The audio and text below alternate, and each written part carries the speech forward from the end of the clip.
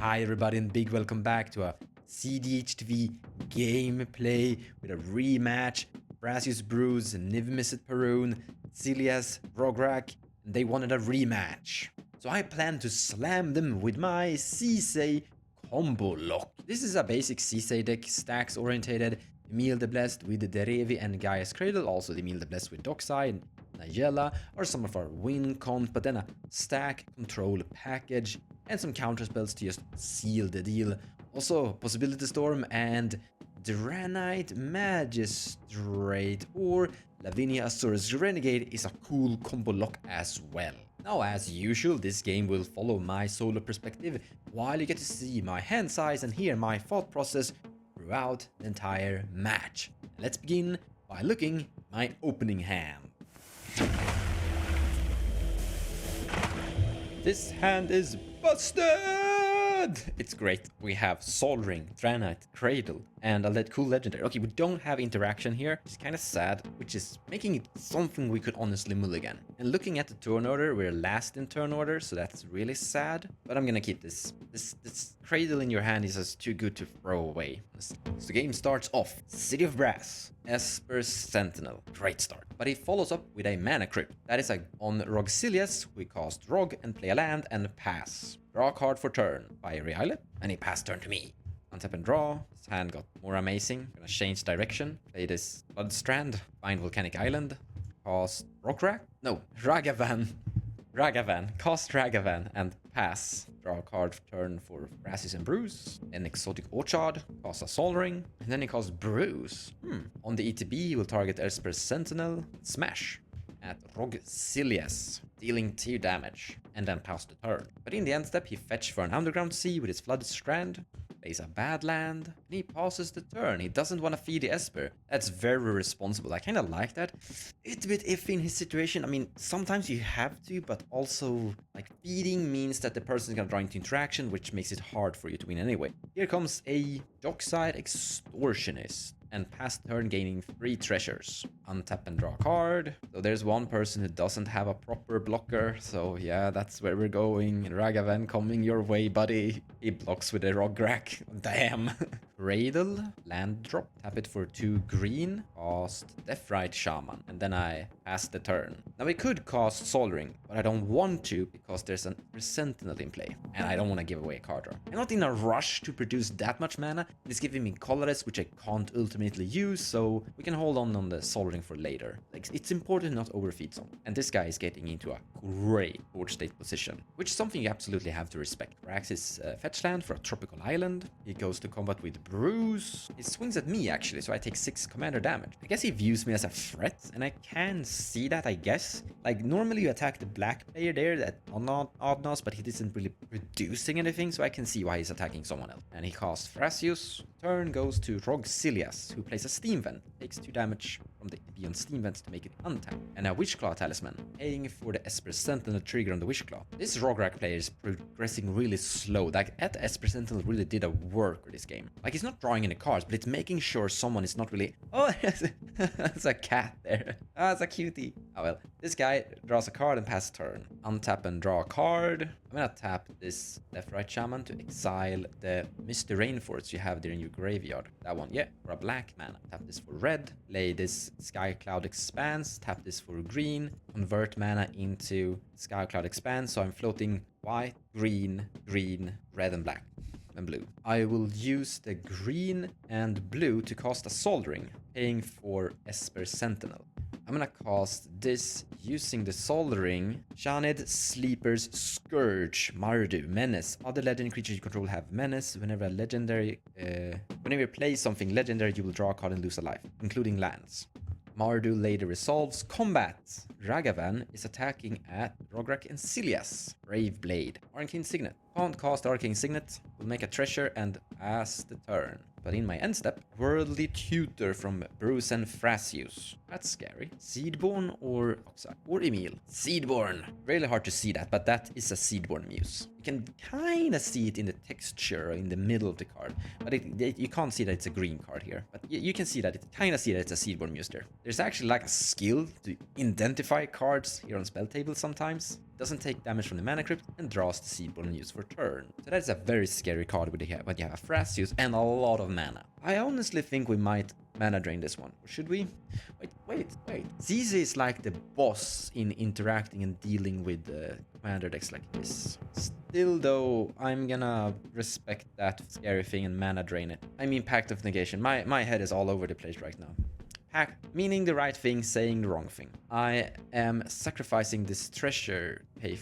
Look at me, making sure. What a guy. So respect. Now here's the scary part. Does he interact with this? I'm sure he can. If he does, we're passing turn to Rograkh Silas with a Wishclaw Talisman. That's kind of where I'm scared of. He doesn't let it, he doesn't interact with this, he lets it go to grave, and the Seedborn is dead. Really happy about this result, because when you're playing this game, there's a huge risk that you're casting a counterspell on someone, that person is counterspelling in response to protect their thing, and then they pass turn to someone who is also a potential big threat. He goes to combat with his Bruse at the Rograkh Silas, and with everything, a grand total of 8 damage and gaining 6 more life. Bruse is good at punching people. This is removing the oddness pretty much from the Rograkh Silas turbo deck here. And his grave is really low too. Cost Silas. Blockers are good. Go here, draw a card, and he passed the turn. So we're going to my turn. Untap and draw a card. Pay or pact like that. Tapping these lands here. Then I will draw a card. So Ragavan has Menace, and Rograkh Silas can't block it, and I kind of want to punch that person. However, I think I kind of like the cards more from Bruse Thrasios here. I think your deck is similar to mine, so Rograkh is coming your way, but the Shanid Sleeper Scourge dealing 2 damage to Rograkh Silas. It has Menace, so you can't block it with this guy. And I'm still saying it wrong. It's still the Ragavan and not Rograkh. Flip a bit an orchard. That one goes to exile, can't play lands. But I do make a treasure. I'll play this land, tap that one, tap that one, cast Sisay, big boss. This will trigger my cool legendary creature, and I will try to draw a card and lose a life. Pass the turn, and now I'm in a winning board state. Like, I win on my next turn here, I think. Sisay is currently a 5/5. Great. Wait, do I win on it? No. Why not? No. Yeah, I have a cradle. Ooh, math. I have a cradle. Could win, I think. Bruse goes to combat at Rograkh Silas. He doesn't block because the thing has double strike and will kill Silas without dying. So he takes 6 again, down to 17 for Rograkh Silas. And then he passes the turn. Thing is mana at the ready. So we go here. He cracks the Arid Misa in the end step before he takes his turn. Kind of smart. Want to remove lands so he doesn't draw lands. I'm actually starting to considering that this is going to turn into a 1v1 with me versus the Bruse Thrasios, because someone doesn't draw lands, like that Niv Mizzet Parune isn't coming into play. Oh, wait, if he just gets a land, Niv Mizzet Parune will come into play and be a big problem. So it's not an entirely 1v1, but it's almost a 1v1. However, here we have Rite of Flame, giving a card for Esper Sentinel. First time I think Esper Sentinel draws a card in this game. That's crazy. So he gains 2 red mana, and let's see if he's actually gonna try to go for it here. Wheel of Misfortune. That's great. However, resculpt on my legendary Mardu creature. That happens. She is exiled, right? Yeah, exiled. So that's sad. Kind of like the Sisay colors. Bad. No, not this. Not this. Cyclonic Overload. If this one resolves, I think we're dead. Oh wait, are we that? It's not great. It's not. But in response, the Niv Mizzet Parune cracks 2 treasures and then pass priority in cycle. I am going to sacrifice this treasure, tap this, and use the treasure green mana to exile Seedborn Muse from the grave and gain 2 life. In response to the cycle. Psycrypt resolves. I don't know if I want to wheel anymore. No, I don't want to. I kind of want to keep this hand, so I'm going to say 0 on this. If you didn't Psycrypt, I would definitely want to wheel. So I'm paying 0, 10. I don't actually see all the 16 on the Bruse Thrasios, and me and Niv Mizzet Parune goes 0. So we want to keep our hands here. So only in the end, Thrasios and the Bruse take 16 damage. And 10 damage to Silas. No, Rograkh Thrasios takes 0 damage and just gets a free, simple, clean wheel. After the wheel, he plays a Water Grave, shocks it into play, casts the Sol Ring, taps the Sol Ring, and casts Rograkh. And then he pass. So we go here to a guy with 2 lands in play. Dockside in hand though. Draw a card. And here's the Dockside Extortionist. It's making four treasures. Nice. So on his next turn, he will have a mizzet parune. So I will untap and draw a card. Nice. Land drop lanes. Island cap. Huge. I will tap a green and cast a Carpet of Flowers, paying for Esper Sentinel. So there are 4 islands in play. Nice. I will go to my second main phase immediately and generate 4 black mana, strangely. So I will use 1 of the black to cast Bright Shaman, another 2 black to cast Daffy Voidwalker. I have 1 more black floating, which is going to be a Sol Ring. Tap Volcanic Island for a Ragavani. Tap Sol Ring to generate white mana from this one, a total of 3 mana to cast Sisay. And why not? Tap this for an enormous amount of green mana and cast Arbor Elf. I'm hellbent. And pass the turn. I don't want to see another board wipe. But I have an enormous amount of mana. You could say that I should have dashed into play the Ragavan, and I kind of want to have it in play. We're going here. This guy's the scary person's turn. I'm so happy I counterspell that Seedborn Muse right now and ate it with my Bright Shaman too. Considering the Cyclonic Rift, he would have won with that Seedborn Muse right now. Wow, he's thinking a lot. Cost taps mana here. Nothing's happening. Devoted Druid. That is a potential combo piece. Taps 1 mana, not the white mana. Noble Hierarch. I don't think he has it. He's so far he's putting mana dorks into. I like that. That's what we want to see. Sylvan Library. This is the exact thing we want to see. We just want to see someone grinding value. Because CC is really good at winning versus people that are sitting there and trying to grind value. He will go to combat with his Bruse at Rograkh Silas with a bunch of stuff. Sylvan Library is actually really good considering the amount of life he can gain that Bruse here, going up to 4 to 1.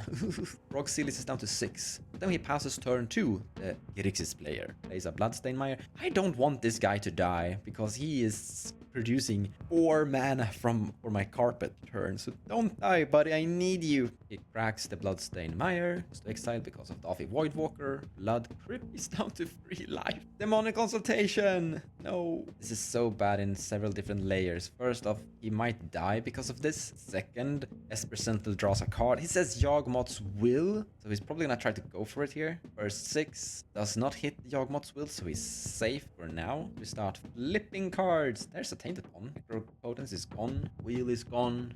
Thrasios Oracle is gone. He's out. He might be able to win somehow, but I don't think he's gonna win this game. There's a Yawgmoth's Will. There it is. Don't concede, please. I don't think he has much of a chance of winning this, but there might be a line that I don't see yet. Mnemonic Betrayal is also gone, so he can't use that, and he can't Praetor's Grasp for someone else fast as Oracle either. But he casts Yawgmoth's Will. So he has a bunch of cards in his grave though. He casts Rite of Flame, gaining 2 red mana. He casts a Wishclaw Talisman, so now he can search. First, he wheels Wheel of Misfortune again. I'm hellbent. I want this to happen. I pay 8 life, 0, 0, and the Niv Mizzet, Parune, and Thrasios Bruse wanted to keep it. They don't lose any life, and I 7. Good. Really good card. He wields himself, and he passes the turn. It was actually kind of important for me to pay more life than him there, because still, I actually wanted him to survive. I could theoretically just paid 3 life here, or like 2 life here and make him not wheel or die something, but I kind of want him to stay alive, so keeping his life around his land drop. He cracks the fetch land. Oh, he caused Joran Ruin Diver, so whenever he casts second spell per turn, he draws a card. So like a smaller Niv Mizzet Parune. Oh, didn't see that one coming. And he casts Reality Ship targeting Devoted Druid. So I guess he knows that Devoted Druid is a combo piece inside that Thrasios deck. And I like this. This is very respectful. This is also giving me a Reality Shift to my Daffy Voidwalker. So that's good. He also draws a card because of the Merfolk thing that I can't pronounce the name of it. Because that was his second spell per turn. Then he passes the turn to me. Untap and draw a card. Final of Devastation! That's good. The Dockside count. There's 2. No, Esper Sentinel is still there. That's great. Sylvan Library, that's 4. Wishclaw, Sol Ring, a bunch of treasures. 6 already. Do we win with this? Or do we find just Derevi? Wait, do we just find Derevi instead? Derevi, first off, we're gonna begin with this Mystic Remora Silent. I'm gonna make 4 blue mana from the Carpet of Flowers. The first thing I'm gonna do is cast Mystic Remora, the fish, with 1 of that blue, floating 3 blue currently. I will tap this Sol Ring and pay for Esper Sentinel, floating a colorless. I will use 1 of that blue and convert it into white and blue with this land here, and use the white to cast Silence. I would like you to be quiet. In response, Bruse casts Force of Will. Shingagilla Drake. This resolves, I draw a card. Well, I'll land it. I will use one of the blue and cast a Swan Song on the Force of Will. No response from Bruse. Swan Song resolves, Silence still on the stack. When Silence still on the stack, Niv Miss Parune sacrifices treasures, an offer I can't refuse both me and Esper Sentinel triggers. I'm gonna activate my Duffy Voidwalker. There's a Force of Will in exile from someone, and I'm gonna cast it without paying the mana because I don't need to exile a card from my hand doing this. Force of Will resolves. Silence is still on the stack. Press Bruce pass. Oh no, there's a Force of Negation. He draws a card because of Yorion. Fish. Did not draw though. I have no response to this. Silence is counter spell. And exile. However, I'm gonna tap this island for white. Use white, blue, and colorless. And cast Ferret Time Reveler. Another silence kind of effect. Bruce Thrasios Pass, and so does everyone else. Teferi resolves. So I'm gonna tap Cradle for 5 mana. Cast Final of Devastation. X is 2. Here we have a Dockside ETB. So I get 7 treasures. Nice. Then we're gonna do the crazy play and activate Teferi to return Dockside back to my hand and draw a card. And we're gonna cast Dockside using 2 treasures to go up to 12. With the 12 treasures, I have 2 CC activations, and I can tutor twice with that. And CC is currently a 3/3 with the Yes Guy, so I will tutor for something whatever that makes her into a 5/5, and then I can tutor for Emil. And I have still mana remaining to activate Emil here with these treasures, these lands. Sorry, I don't even need to search for a first one. I just realized CC is already a 5/5 with the Teferi and Dragovan. However, with infinite mana, I will find Nayela the Blade Blossom and infinite combo steps and kill the table with the beatdown here.